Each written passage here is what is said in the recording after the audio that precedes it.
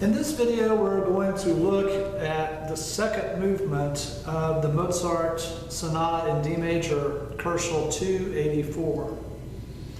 And this is a work that Mozart entitles Polonaise in Rondo.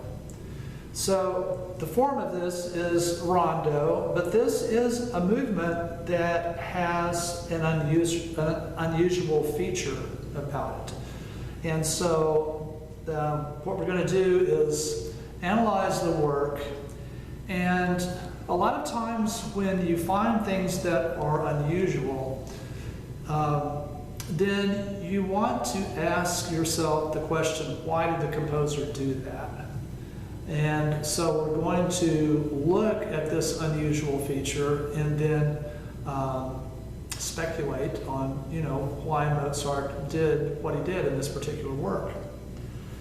So if you'll go to the website and go to listening examples and then down to Rondo, then you'll find there a recording of the work. It's the third one down. One thing I'll point out is that on this page I have some questions that are in the caption for each of these movements.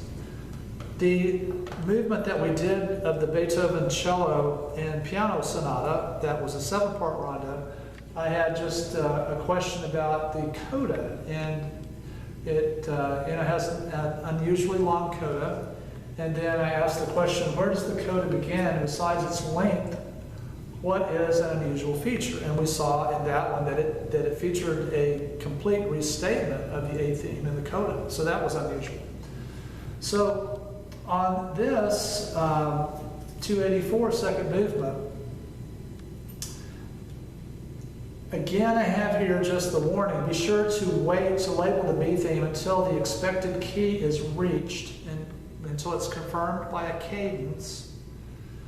And then I just asked you what's your opinion of the overall form and why is this movement unusual. So if you want to give yourself a little test, you can stop this video now and then you try to analyze this yourself and just kind of see how you view it. And then look at the rest of this video and then you can compare it to the way that I'm going to explain it. So there is also a score that you should reference. And so if you go to the Handouts and Scores tab, and when you go down to Rondo, slide across, and then down to Score for Mozart K 284 second movement, then this score, which is a good score, it has measure numbers, and it starts on page 8 because it has downloaded the whole sonata there. So the second movement begins on page 8. So if you'll click on Download File, then scroll down to page 8, and then there you are. All right, so this is an andante movement. That's typical for slow movements of Mozart. Beethoven very often would write adagio slow movements. Mozart, andante was a typical tempo. And this is composed in 4-measure phrase lengths. It's in 3/4. And so we're going to hear the A theme that's stated at the outset, and it's going to feature this alternation between 2 registers. And so every measure goes back and forth between these 2 measures in the opening phrase. And we will hear then a half cadence that is shifted at the end of measure 8. And that, so is the end of the second phrase. Then in measure 9, that is a restatement of the opening idea at the beginning. Only now this is embellished, so he fills things out. So if you compare measure 9 to measure 1, you'll see how it's basically the same thing in the left hand. The right hand fills in the harmony notes. And again, you have that alternation back and forth between the registers. Measure 11 is elaboration of measure 3. And then you have the fourth phrase that begins in measure 13, and that again is an elaboration of measure 5. So the opening theme is presented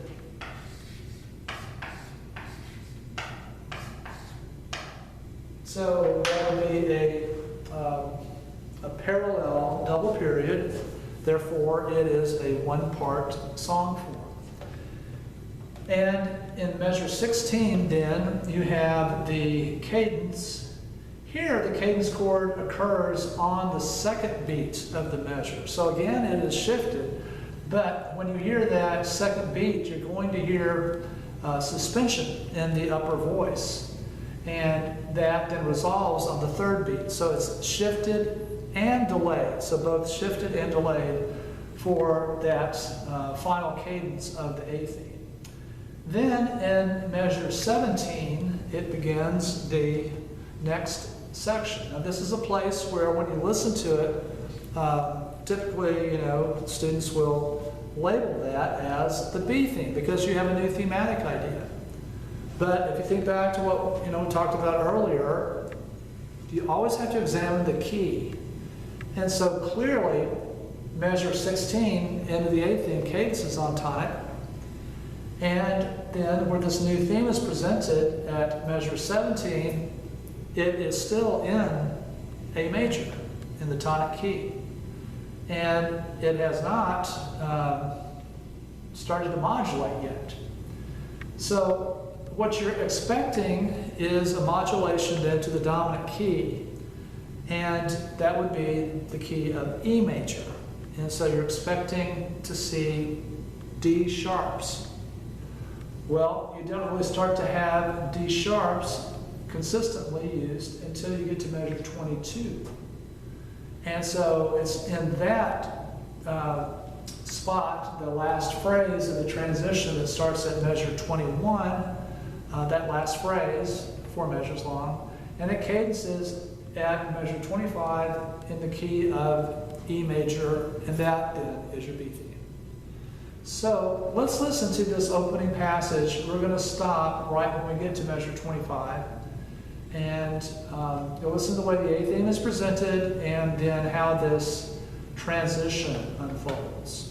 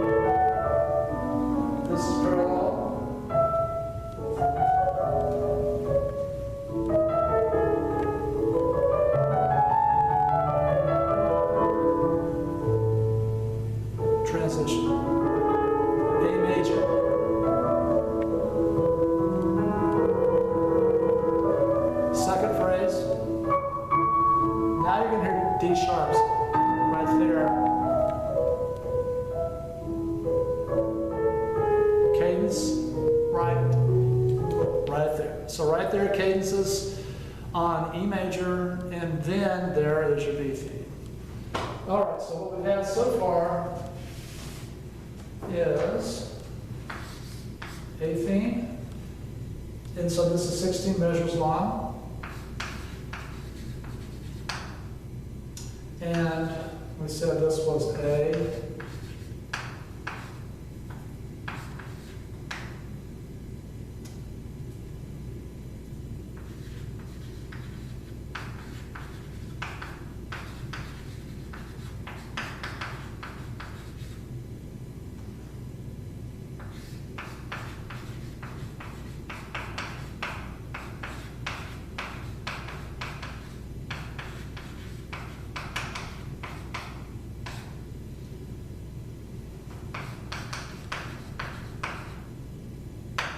So we have a transition. So that is 8 measures long. And so that takes you to measure 23.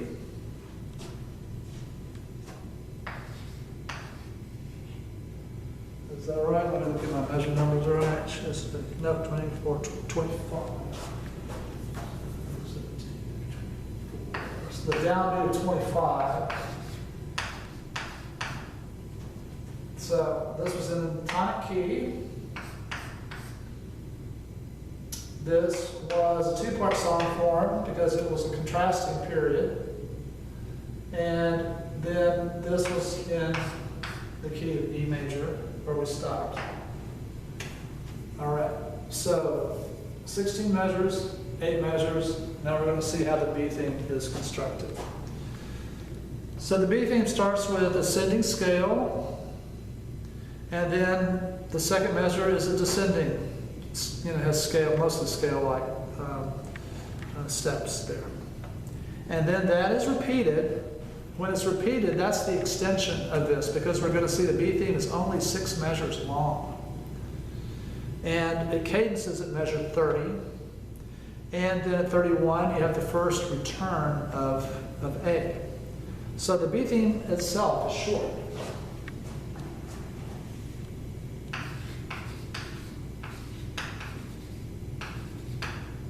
One 6 measure for A, so that's a 1-part song form.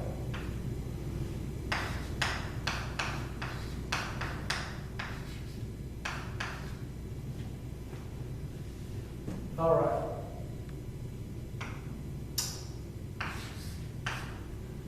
A theme is going to come back, so you want to listen for the return. Does it bring back the whole thing?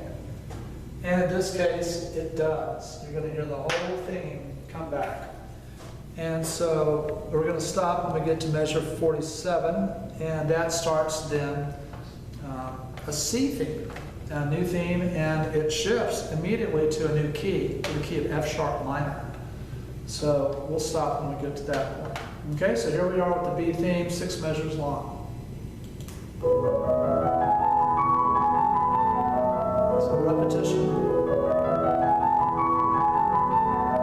Final semi-phrase. So right there you have another shifted, delayed cadence in the key of E major. Now it just goes back to A major, and you have a return of the A theme. And you want to compare it, and you can see how he rewrites it. So he changes things in a subtle way. He gives you a little grace note there. He fills out the notes on the 3rd beat on the right-hand melody. He shifts the left hand to the 2nd beat, for the tonic triad, and so forth. You see how in the 2nd measure, instead of being piano, now it's forte, and so he changes the dynamics and makes them the opposite of what you heard at the beginning, and so forth. But it's going to be a complete return of the A theme, and he just embellishes it when it comes back now.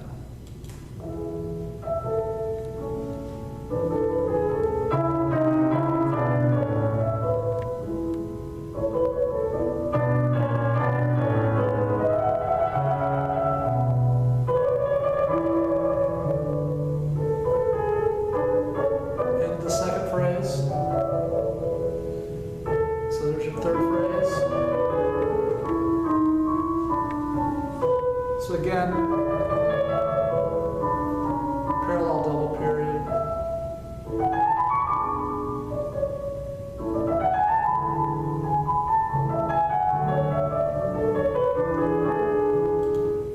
Okay, I stopped right before the tonic, but at any rate, that has that same delayed, shifted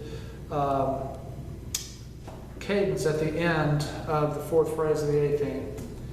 And then it's going to shift to F sharp minor. And so it's going to go to the relative minor key. And what we're going to hear is that the opening theme is going to be stated, and it is 6 measures long. So the C theme. When we get to measure 53, though, this is then the place where it starts to be unusual. So what you want to do is look at measure 53 and compare that to the passage that you first heard that material earlier in the movement. So you should stop the video for a second and then see if you can find that spot.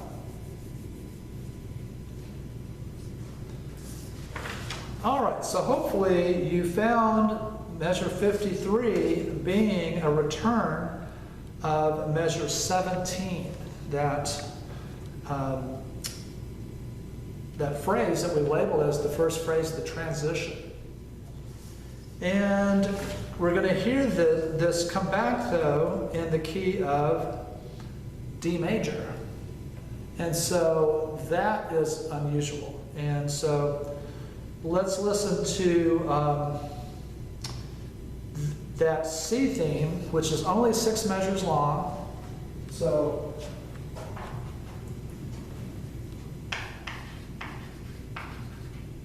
one thing here, if you'll remember, this had no transition or retransition at all. It just cadenced at the end of the 6 measures and then immediately restates the 8th theme. So again, these are, auxiliary members that are optional. Again, this has no transitional material here. Straight away, this is an F sharp minor, and it's a new theme.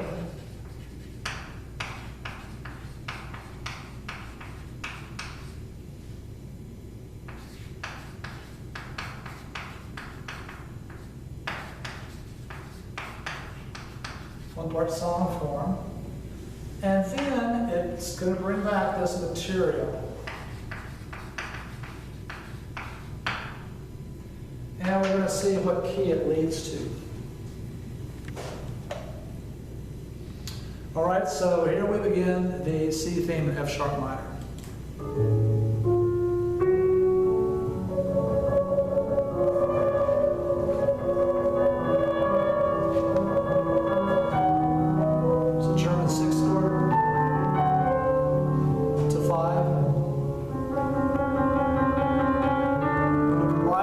Instead of it going, cadencing on F sharp minor, that dominant chord goes up a half step, and so it goes from C sharp 7 to D major.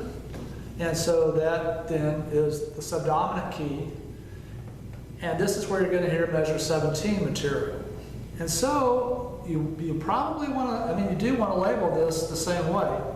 At 17, you label it transition. Here, it's going to be a connecting passage, so it's either transition or retransition, and we're going to see what it leads to, and then we'll know how to label it. So here we are at measure 53. It's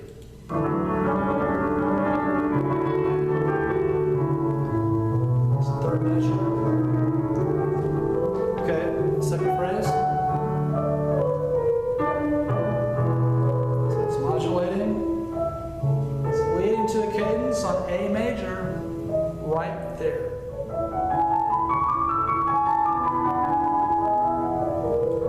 Okay, so right there at measure 61, then that brings back the B theme that you heard at measure 25.